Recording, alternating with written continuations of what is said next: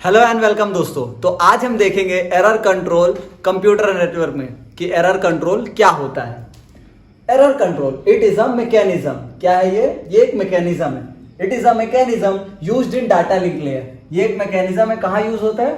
DLL में, data link layer में। To detect and correct error. किस लिए यूज होता है ये? या तो क्या करेगा, एरर को डिटेक्ट करेगा या क्या करेगा, उसको करेक्ट करेगा। That may occur during data transmission. जब डाटा का ट्रांसमिशन होगा किसी भी कंप्यूटर नेटवर्क में, अगर उसके अंदर क्या आता है, एरर आता है, तो उस चीज को कौन कंट्रोल करता है? उसे कंट्रोल करता है एरर कंट्रोल। ऑलराइट, तो बेसिकली इसमें होता क्या है, या तो ये उसको एरर को पहले डिटेक्ट करेगा या फिर क्या करेगा, जो भी एरर आया है उसको क्या करेगा, ये करेक्ट करेगा।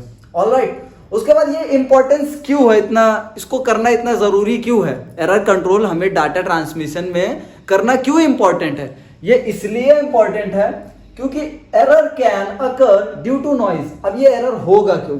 या तो वो नॉइज की वजह से हो सकता है या फिर किसकी वजह से हो सकता है? इंटरफेरेंस।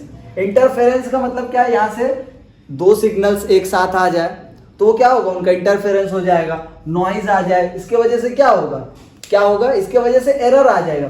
और अगर एरर आया इट मींस मेरा डाटा क्या हो रहा है, करप्ट हो रहा है। तो डाटा क्या हो गया, कोई काम का नहीं रहा। अगर एक बार डाटा करप्ट हो गया तो डाटा किसी काम का नहीं रहा।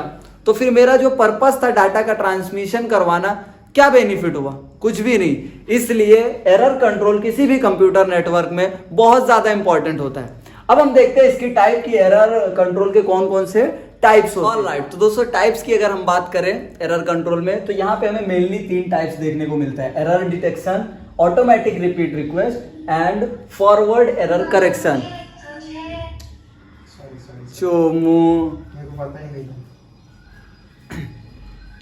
ऑलराइट, तो दोस्तों टाइप्स की बात करें तो एरर कंट्रोल में मेनली हमें 3 टाइप्स देखने को मिलता है। सबसे पहला है एरर डिटेक्शन एंड सेकंड है यहाँ पे automatic repeat request and third है फॉरवर्ड एरर करेक्शन। ऑलराइट, तो अगर एरर डिटेक्शन की हम बात करें तो ये बेसिकली एक्चुअली जो ये है, ये तीनों जो टाइप्स है, इनका मेन एम क्या है पता है? इनका मेन एम ये है कि डाटा को एरर फ्री भेजना।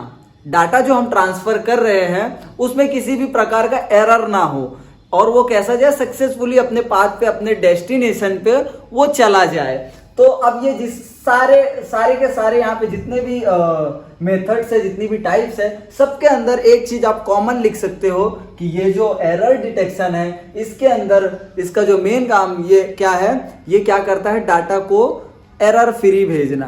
क्या करना? डाटा को एरर फ्री करके भेजना। ऑलराइट, तो ये करता कैसे है? तो ये क्या करता है, चेकसम लगाता है। ऑलराइट, क्या करता है? ये चेकसम लगाता है, या तो फिर ये क्या करता है, सीआरसी। अब सीआरसी क्या है? Cyclic redundancy check. ये दोनों मेथड के थ्रू ये क्या करता है, एरर डिटेक्ट करता है। ऑलराइट, उसके बाद अगर हम लोग ऑटोमेटिक रिपीट रिक्वेस्ट की बात करें तो यहां पे ये क्या करता है, ये भी एक मेथड है जिससे हम लोग क्या कर सकते हैं, डाटा को सही से एरर फ्रीली भेज सकते हैं।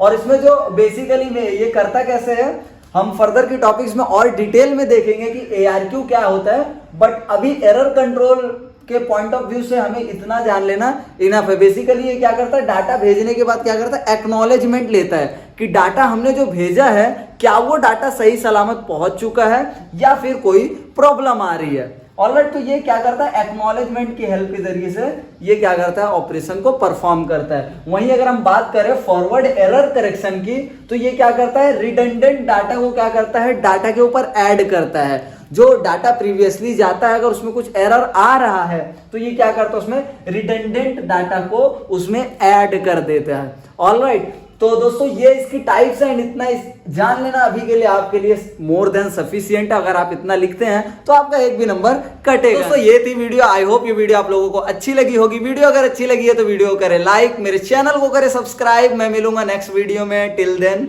Bye bye.